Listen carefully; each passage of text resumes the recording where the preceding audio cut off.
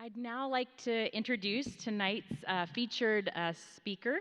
And knowing that we're celebrating women and girls in science, it's fitting that we are introducing Dr. Martha Bhattacharya. Martha is an associate professor in the Department of Neuroscience at the University of Arizona, where her research focuses on early cellular disruptions that lead to nervous system disease. She earned a bachelor's degree in biochemistry from Harvard University, followed by a PhD from the University of California, San Francisco in cell biology. Following her PhD, Martha conducted postdoctoral research at Washington University in St. Louis, where she used fruit flies to discover new proteins involved in the degeneration of nerves. This is work that continues in her lab today, and she is an inventor on 2 patent applications related to applications of her laboratory's discoveries.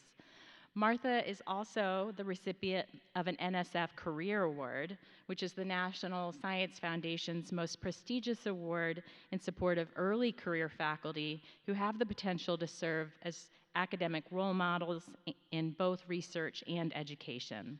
And beyond her research, Martha has won multiple awards for her innovative and impactful teaching, including the Margaret Briel and Dennis Ray 5-Star Faculty Award, given directly by students to one outstanding faculty member each year. Without further ado, please join me in welcoming Martha to the stage.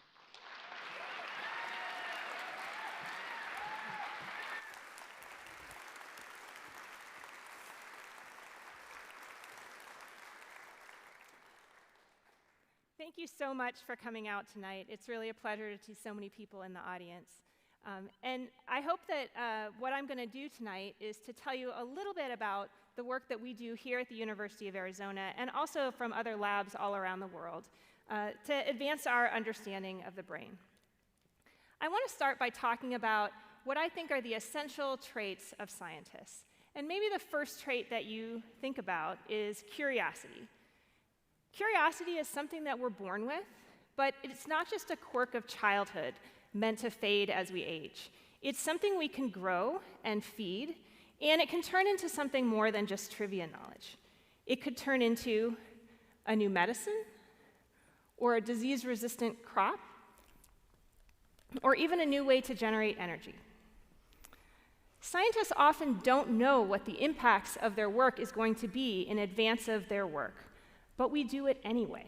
Why? Well, because science also requires optimism. It is a trust that something good lies ahead, and it's a choice to be an active part of that process of generating that good thing in the future. Science also requires the development of a skill set in order to ask questions that can really be tested and measured by experiments, and to design those experiments in a rigorous way that is free from bias, that is, our preconceived notions about what might happen or what we might like to happen. Science also requires a decent amount of humility, because along the way, you will be wrong and you will fail, but you will learn as part of that. So these are the things I think are essential traits of scientists, and guess what? Everything else is teachable. So if you think that it's sitting there in the audience that this describes you, welcome to my lab. I'll see you tomorrow morning.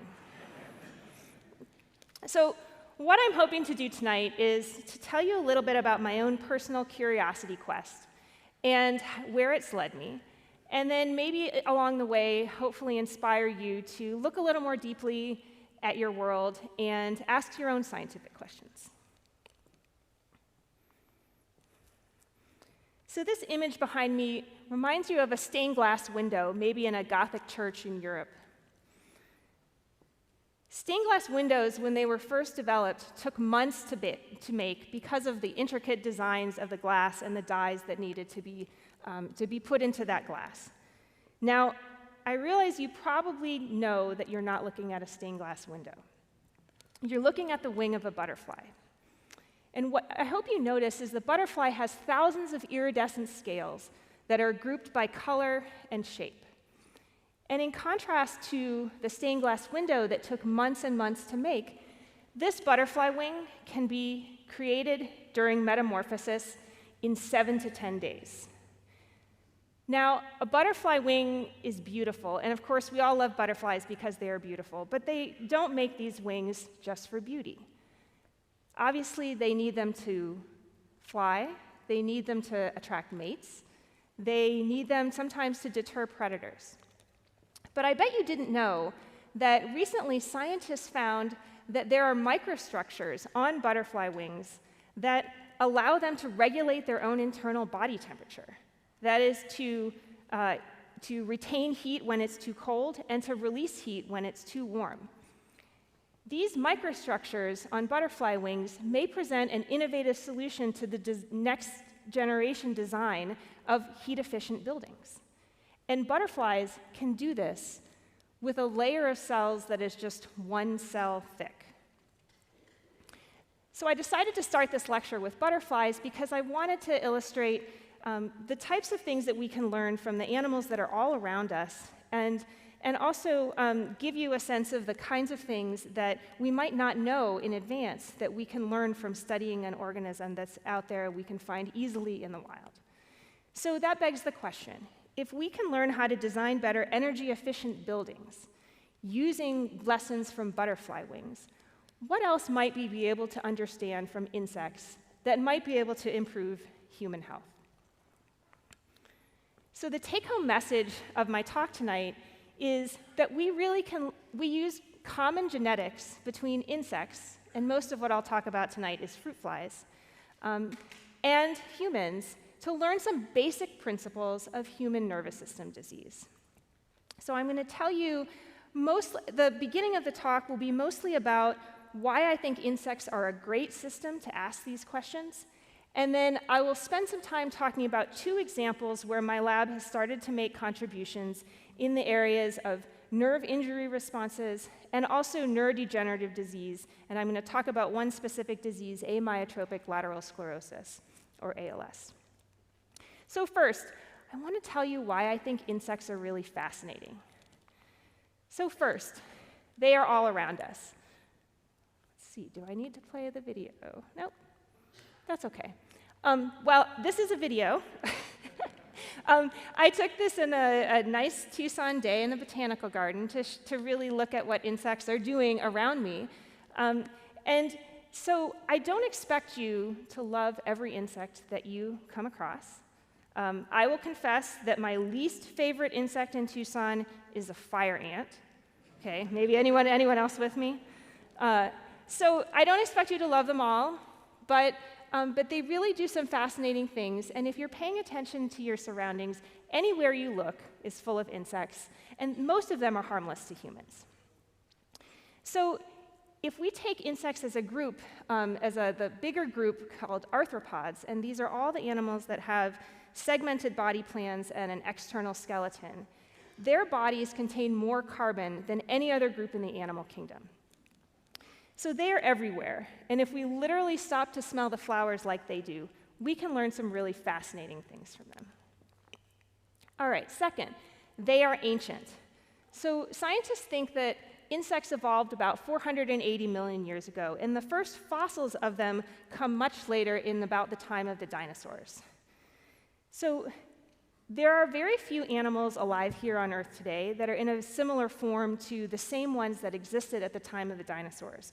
But insects like beetles and mites and flies are some of those examples. So why is being ancient an interesting feature? Doesn't that just mean they're old? Well, these insects have had to survive multiple mass extinction events, including dramatic changes in their atmosphere and temperature.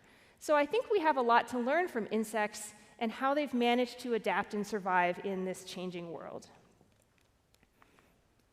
Okay, third, insects have figured out a lot of collective behaviors. So right now you're probably thinking ants and bees generally. They live in colonies, they have these fascinating behaviors where they prioritize the collective survival of the species rather than any individual's particular survival. Now, people have done some studies and have found that in some cases, ants are much better at solving collective puzzles than humans. So depending on the kinds of teams you worked with at school or work, maybe this does not surprise you. But they are actually experts at doing this. So what you see right here is that these ants are building a bridge with their bodies across 2 leaves to allow others in their colony to continue along their journey. So pretty fascinating. Fourth, insect behavior is extremely important for other species survival, especially pollinating plants, flowering plants. So as you may know, pollinators are in decline in many places because of an overuse of pesticides. And so what scientists are trying to do is really improve the disease resistance of crops, but also try to figure out ways to attract those pollinators back to those areas. And fifth, and maybe most important for my talk tonight, their DNA is a very close match for ours. Now, I just said we are extremely evolutionarily diverged from them maybe 500 million years ago. So you're thinking, this can't be true. But that last common ancestor already had the building blocks, that is the DNA, that is the genetic code that makes up the proteins in our cells. And they also had very simple brains and nervous systems that could do really rudimentary responses to their environment. So we're going to unpack this a little bit. How close are we related to insects if we look at the DNA? Well, humans have about 20,000 protein-coding genes. So these are proteins that are making up all the cells and perform all the functions in cells. And so now that we're in the era of human genome sequencing, we can take these sequences and align them to the sequences in a fruit fly's genome, which is also fully sequenced. And we can sort of match them up and say, how many of those human genes can we find good matches in a fruit fly? And the answer is it's about 60%. So 60% of human genes can be found in a fruit fly. So what's even more interesting is that in 2001, scientists tried to do a comparison of just genes that in humans we know cause different types of diseases. And at this time, it was estimated about 930, and there's probably a few more now. But if you look at this group as a whole, there is a whopping 77% of these human disease-associated genes that are also found in fruit flies. So I'm telling you this because it underscores why we can actually take studies of genes and do those studies in a fruit fly and really have a chance of predicting something that is likely to be relevant in human biology. So, who is this fruit fly of which I speak? So, you might know this guy. His scientific name is Drosophila melanogaster. So you might have met him before. They don't make great companions. They love dinners of rotting fruit and hanging around garbage cans, and their babies consist of thousands of maggots. So really appetizing, right? Hope you didn't just eat dinner. But I just said 77% of the genes are conserved in fruit flies. Of the disease-causing genes in humans are conserved in fruit flies.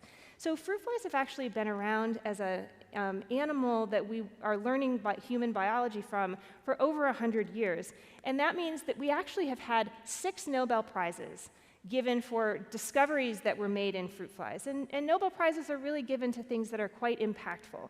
So I want to tell you just briefly what these were. The role of chromosomes in heredity, how X-rays induce mutations, the genetic control of embryonic development, the sense of smell and its molecular sensors, immune responses to pathogens, and circadian rhythms, that is the 12-hour light-dark cycle that our bodies are on.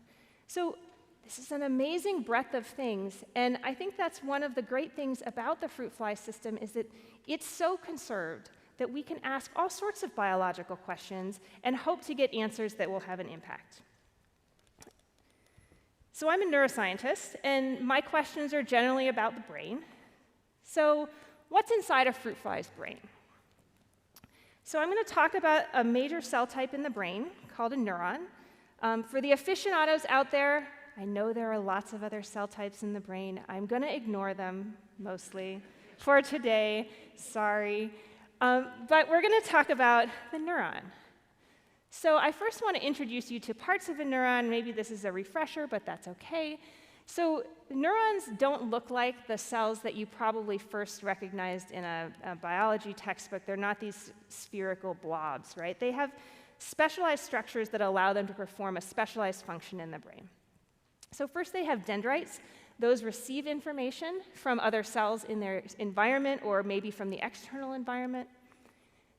They have a cell body, which is where the nucleus is, and that integrates the information from those dendrites. And then they have a long process called an axon, and that's relaying information, often electrical information, to a specialized terminal called a synapse. So the synapse is where you have the neuron transmit information to another cell, and that other cell can be another neuron, it can be a muscle, or it can be a gland, but either way, this is the place where you have communication with another cell, and that can form part of a circuit. So I wanted to compare then what are the total numbers of neurons that we have versus maybe what a fruit fly has.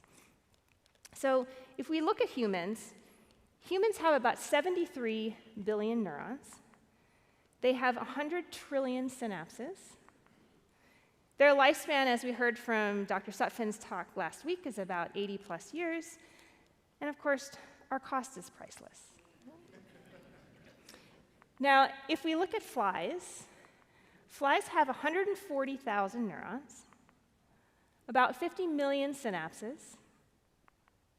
Their lifespan is only about 2 months.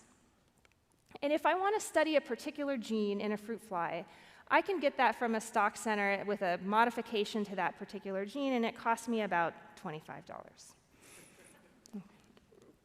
So this is great. So these neurons then are assembled into circuits. And so I think what I wanted to point out here is that with flies, they are pretty complex organisms. They are not nearly as complex as humans, but they're not as simple as like a single-celled organism or even a roundworm.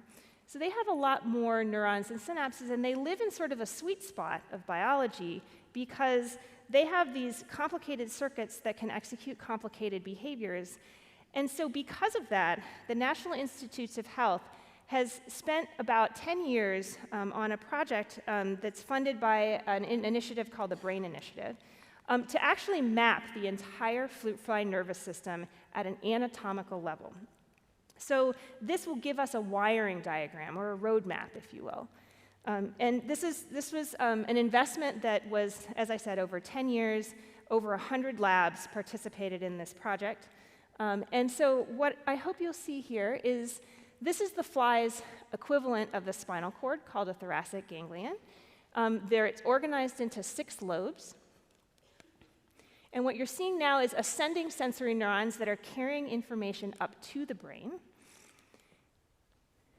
You'll then see some sensory neurons that are detecting local environmental changes in the body in this equivalent of the spinal cord. Then you see descending neurons. Those are coming down from the brain and relaying information about the decisions that the fly has made about what it might want to do. And now you're seeing those ascending neurons again with their cell bodies and axons highlighted. There are intrinsic neurons that are basically relaying information within this structure. And then finally, there are motor neurons. And the motor neurons are the outputs to the muscles, to the flight muscles, to the limbs, to execute complex movements. So now we have a wiring diagram. What are we going to do with this? Well, as I said, we can understand the anatomical organization of the circuits, but we still need to ask questions about function. And so one of the ways that we do that is to start with behaviors and then see if we can modify those behaviors. So this structure, again, it's sensing the environment. The fly is making a decision or thinking about this and then acting on that decision. So you notice I said flies are thinking. So do flies think? Of course they do. What do you think they're thinking about? Sex, of course. did that really surprise you? They're like teenagers. I know, I have one.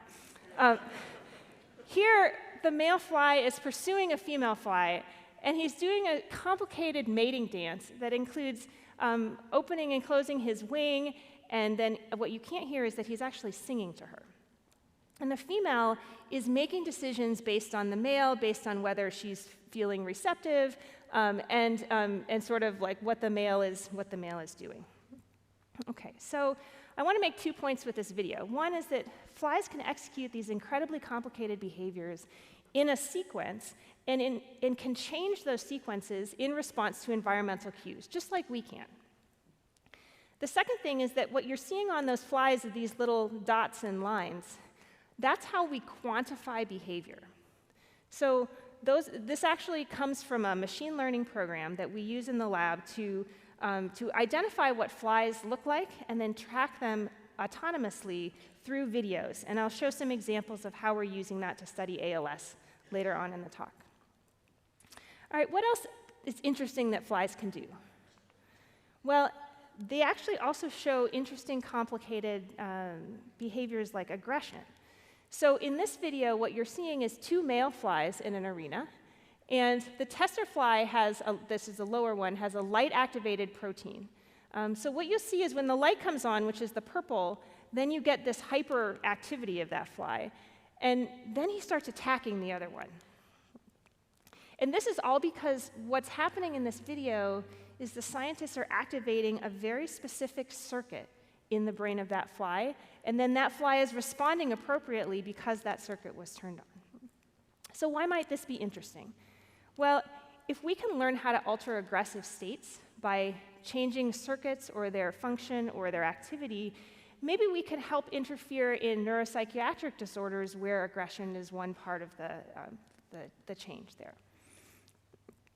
All right, so there we go. Now the video is playing. So what else can we do? We can also look in the brain and monitor the activity directly. So what you're seeing, and this will play multiple times, is on the right, there's a fly that's walking on a little styrofoam ball that's sort of like what you would find in a beanbag. And you can see its legs moving, and when that white square comes on, what's happening is there is an odor presented to the fly, probably the odor of a rotting banana. And what's happening in the brain is shown on the left, and you're seeing a whole brain image of circuits that are lighting up. When they're more active, they're white in this picture. And you can see that when the odor is presented, that these brain regions just light up. And they're not the entire brain, they're specific places. So this is helping us learn about which circuits are responsible for which types of sensations and which types of computations in the fly's brain. All right, so what other complex things can flies do? Well, they can do a lot of things. They can startle, they can feel pain, they can obviously be attracted or repelled by odors, they can age, they can learn to associate rewards with smells and other types of learning. They can also forget. Believe it or not, people study forgetting in fruit flies. And they also do complicated development, the same way that we might. We have to form a body axis, form a head, form legs, and flies do this too. So if we take away the things that are just intrinsic parts of the lifespan, what's left is these things that flies actually have to think about and make decisions. And again, this is because the fly is sensing their environment, using the brain to determine the response, and then acting on that. All right, so how do we use fruit flies to discover new things about nervous system disease? And so we have a general strategy that we use, and that is we make the neurons sick, and then we try to rescue them. So here, what we want to do is induce some type of an illness to the fly, and this would be some illness that's similar to an illness in humans. And maybe what that's going to result in is a fly that doesn't walk as well, maybe they don't survive as long, or maybe if we look inside their brains, there will be some problem with their cells will be dying more often. Then what if we induce this same illness and we block a key protein that is involved in the process of creating the illness-induced symptoms. So maybe in this case, then you have a fly that can walk better, that doesn't have as much cell death in their brain, and we can read that out in any number of ways. So this is the general strategy that we use to try to identify proteins that might contribute to nervous system disease. So now I'm going to tell you about a story related to nerve injury, and tell you a little bit about the work that my lab has done in this area, and then also integrate work that's being done by other labs in the country. So there's lots of different types of nerve injury, and the one that we just set out to study is called chemotherapy-induced peripheral neuropathy. So let me break that down. So chemotherapy is usually a drug combination that people take when they're taking cancer, doing cancer treatments. And there's a number of different drugs in that cocktail, and some of them actually do direct damage to nerves. And one of them is called Taxol, which is what I'll talk about. So peripheral neuropathy is damage to your peripheral nerves, so the ones that are innervating your hands and your feet, for example. So chemotherapy-induced peripheral neuropathy, you can see the symptoms here of pain, pins and needles, burning, and tingling that result because the drug is actually acting directly on sensory neurons to damage them. This is not intended, this is an unforeseen consequence, but it happens to a lot of patients. So how can we model this in a fruit fly? Well, flies have peripheral nerves, and they have nerve endings. So what I'm showing you here at the top is the fly's spinal cord. This is a larvae, so this is a different stage than I showed before. And what's highlighted in green is the entire peripheral nervous system, all of these nerves that are coming out and innervating the body wall. And if you zoomed up in this area, you could see dendrites that are receiving information about temperature and touch in the environment. And you can also see the axons.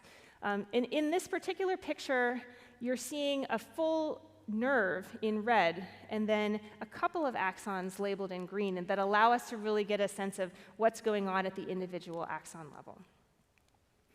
Okay, so we want to look at these and ask, can we model chemotherapy-induced neuropathy in flies? So what we decided to do is introduce the neuropathy-causing agent, Taxol or paclitaxel, into the food that the larvae eat. So we're exposing the flies to this drug that causes neuropathy in humans.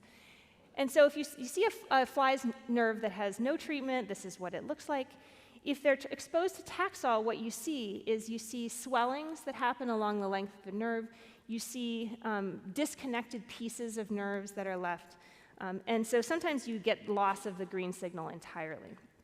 So we think that we are causing nerve damage by treating with Taxol.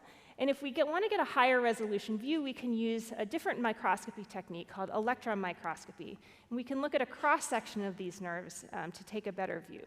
So in no treatment scenario, you can see the cross-sections of all the nerves are nicely packed in a bundle in this nerve.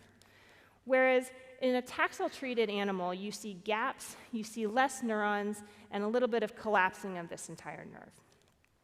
So in experiments I'm not going to show you, we've made sure that this isn't just because we're killing the neurons. This really is because the nerves themselves are being damaged. So let's go back to our strategy. All right, we made the neurons sick. We treated with Taxol and caused nerve damage, and this caused swollen and broken nerves. So what can we do? We treat with Taxol and then block a random protein. Maybe we would get some healthy and protected nerves back. So you notice I said a random protein.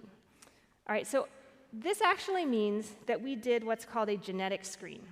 A genetic screen is where you don't really know which protein to choose at first. You want to scan through a whole bunch of them and then let the biology tell you what is going to be the correct pathway that is involved in the nerve damage in the first place.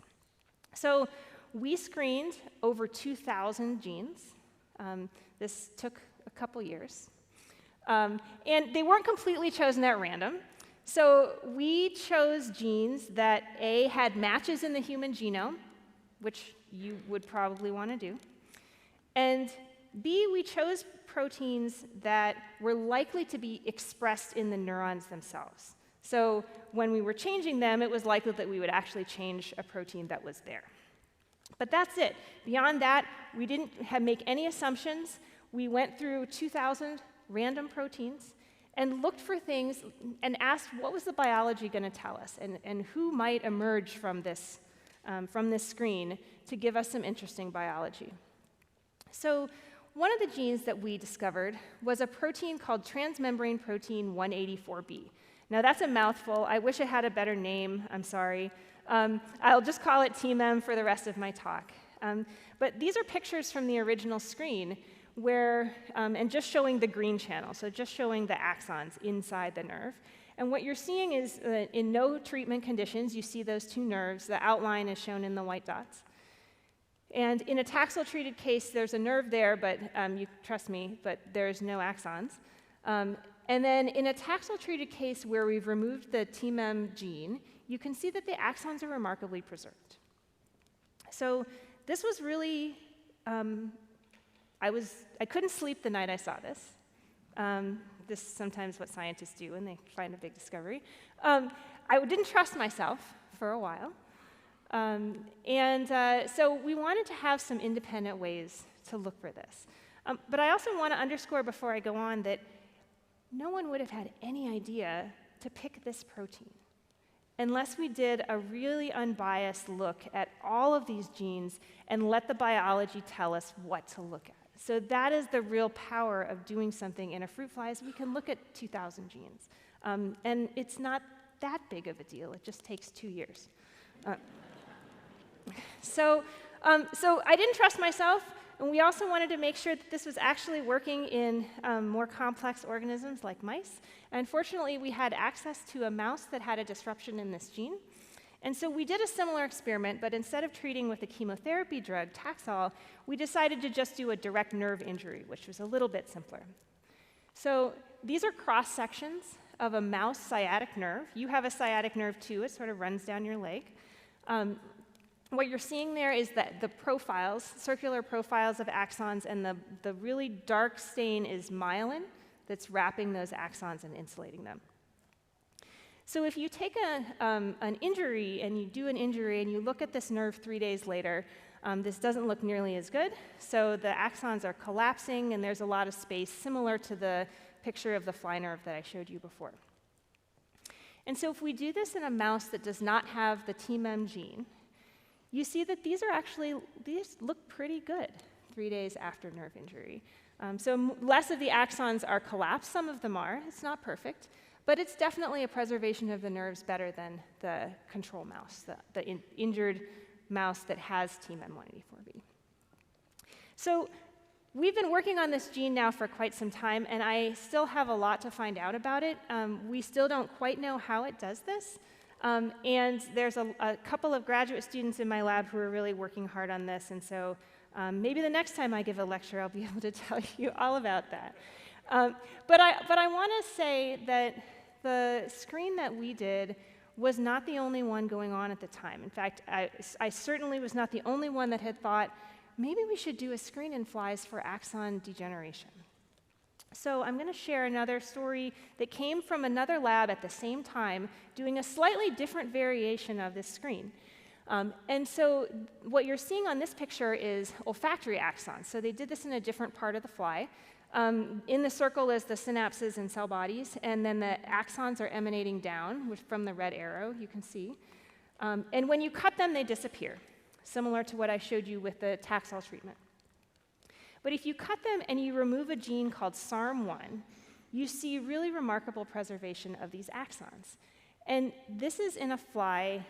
This fly can maintain their axons for 60 days. So 60 days being disconnected from your nucleus, right? So it's really remarkable. And so after this discovery in flies, people went on to confirm that this was actually happening in mice, and it was happening in a lot of other contexts.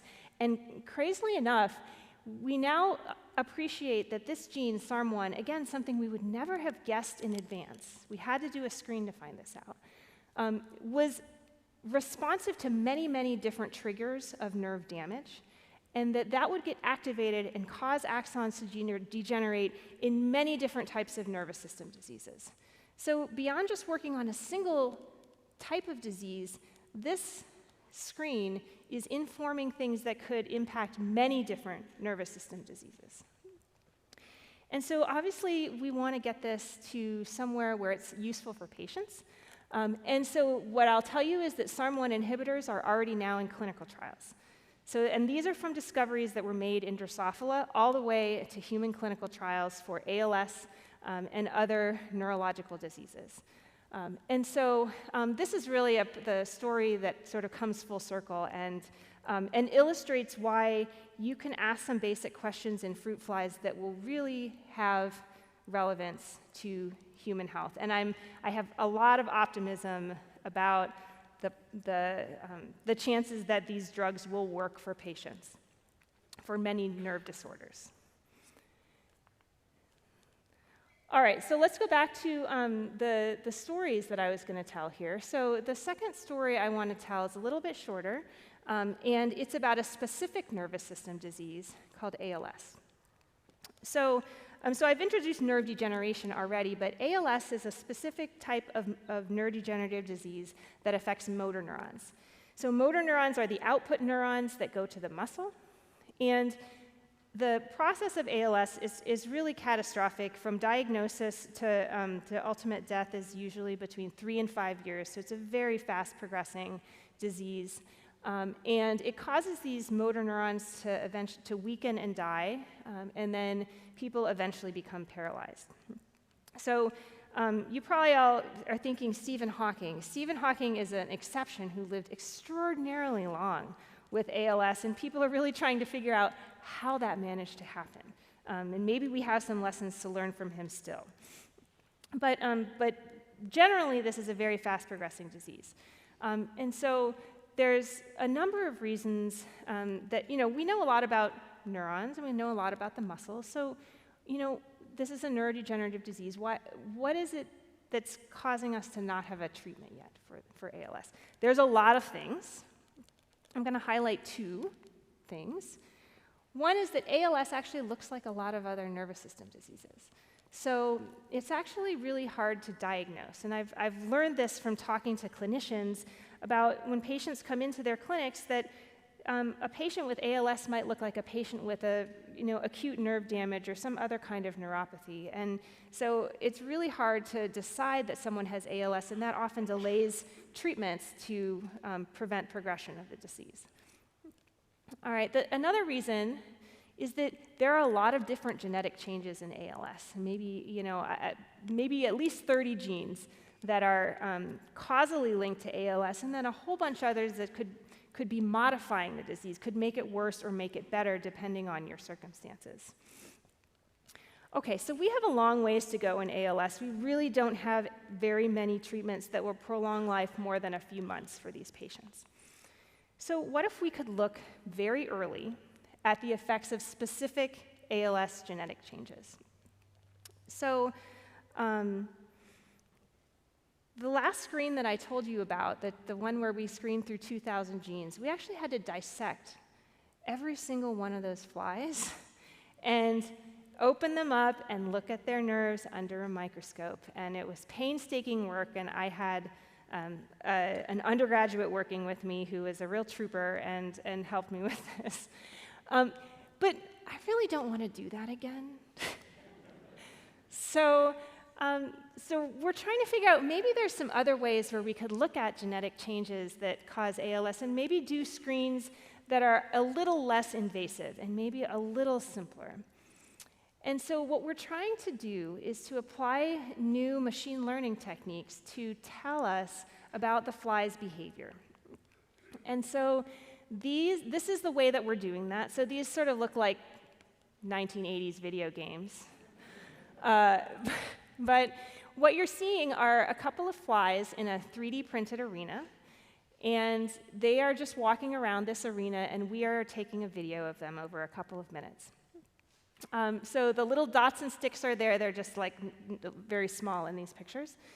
And I hope you notice that there's a difference between the video on the left and the right sides in terms of how the flies are behaving.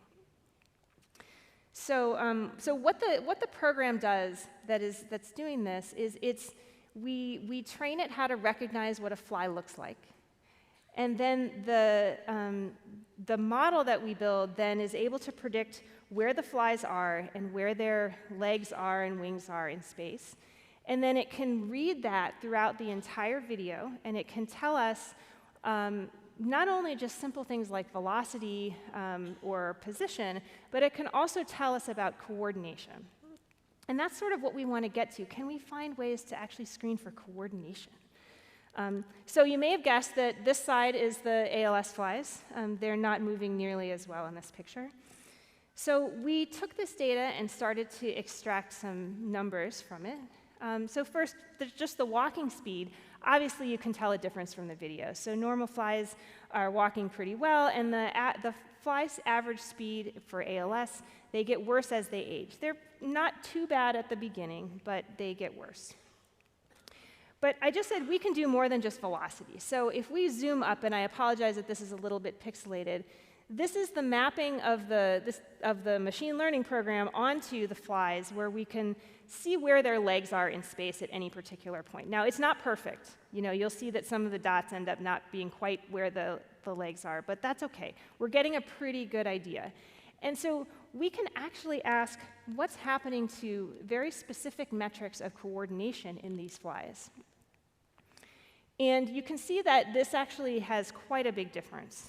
So normal flies are fairly coordinated. I mean, when we walk, we have a sort of regimented pattern of moving our arms and legs, and that's sort of what this is outputting when we look at this data. And the coordination of ALS flies is much worse, as you might expect. Now, interestingly, there's already a drop on day 1. This is the first day after they come out of their metamorphosis period and are adult flies. So this is really early, that we're already seeing some big changes. And I think what that might be able to give us is a way that we can do behavioral screens. And we can ask what's going on in different cases where we might change a gene in the background, and we could still change 2,000 genes in the background. But in this case, what we have to do is take a video and let the computer analyze it and tell us which ones are different. So what we're hoping is that maybe we could make the ALS flies back towards normal flies. Again, the strategy was make a neuron sick and then try to rescue it. So that's what we're hoping to do. We're just really early on in this quest. So that's what we're hoping to do in the future. But one of the advantages of fruit flies is you can look through lots and lots of genes. And now that we have a lot of human sequencing data on ALS, this actually gives you a huge treasure trove of information that we are trying to sort of sort through to see what is really biologically meaningful. What are actually genes that are causative for motor disruption, and not just bystanders or sort of extraneous things that might not matter. So if we take all the genes in the human genome that are, of course, matched up in a fruit fly, that haven't been biologically tested, this list is enormous. But we can change the gene in fruit flies, and maybe we can measure the behavior, and then we can extract some biological meaning from that, and maybe narrow down that list by doing a behavioral screen.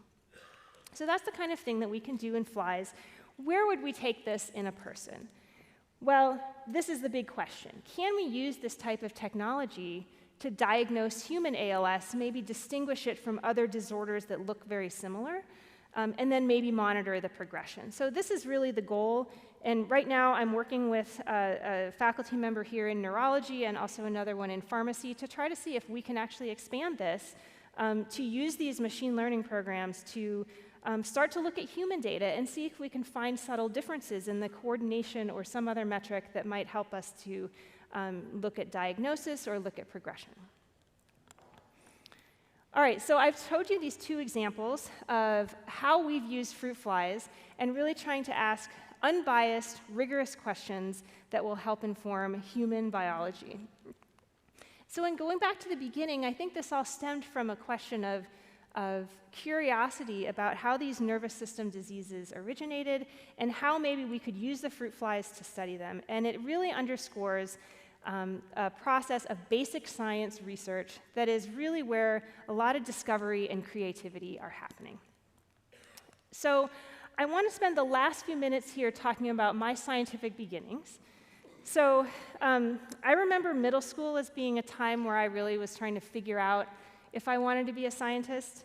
I didn't come from a family of scientists. My parents are not scientists or engineers or doctors. And I didn't really know how to follow that path, but I knew that I was interested in science, and you can see here that I have not only Trivial Pursuit, but also an electro lab kit on the chair next to me. My parents at least tried to, give me some curiosity-building tools here. So I want to, first mention that there were some really early mentors that made a big difference for me. And so this is Doug and Robin Walker. Robin was my junior high. It was called junior high at the time, not middle school. It was my junior high science teacher, also my high school soccer coach. And Doug Walker was my AP biology teacher. And in high school, when I had gotten enough of AP biology and was still sort of curious for more, Doug let me basically mess around in the high school labs when no one was around, read papers that I really couldn't understand at the time, but was just trying, and he sort of, let me go on that quest. And then also, got me little kits where I could extract DNA and see what happened, and it really sort of piqued my curiosity and encouraged me to go a little further. When I got to university, I was a student that needed financial aid, and I had a assigned job in the dining hall. I really didn't want to work in the dining hall. I really wanted to work in a research lab. And so I actually wrote a physical letter to multiple labs, and one of them wrote back a physical letter, which I still have. And he said, why don't you come in when you're on campus and settled into classes, and we'll talk about what you might be able to do in the lab. And that turned into a 4-year undergraduate research experience. The graduate student that mentored me also later introduced me to my husband. So basically every part of my scientific and personal life derives from this guy here, Doug Melton. So thanks, Doug. But the last thing is that this experience really inspires me to pay it forward, and I think a lot of University of Arizona faculty feel this way as well. And so, as Toni Morrison said, if you have some power, then your job is to empower somebody else. And I really try to live that through the kinds of outreach that I do. I do work with elementary and middle school students here in the Tucson Unified School District, and doing demos and field trips. And I also teach a big class that is about 30 or 40 undergraduates at a time, and giving them their first real research experience as part of their curriculum. And these students are the ones that are doing the ALS screens as we speak. And then I also teach beyond U of A at the Cold Spring Harbor Laboratories in New York to teach people from all over the world how to use Drosophila to study neuroscience. So these are the people who are really doing the work. And it is the support of basic science funding right now that really needs to enable them to continue on their scientific journeys and to encourage them to continue to ask those basic questions that might inform human health in the future. And so I think we all can be a part of that force for good in trying to make sure that the scientific pipeline is robust and that these folks here on this slide can continue to build a better future for all of us. Thank you.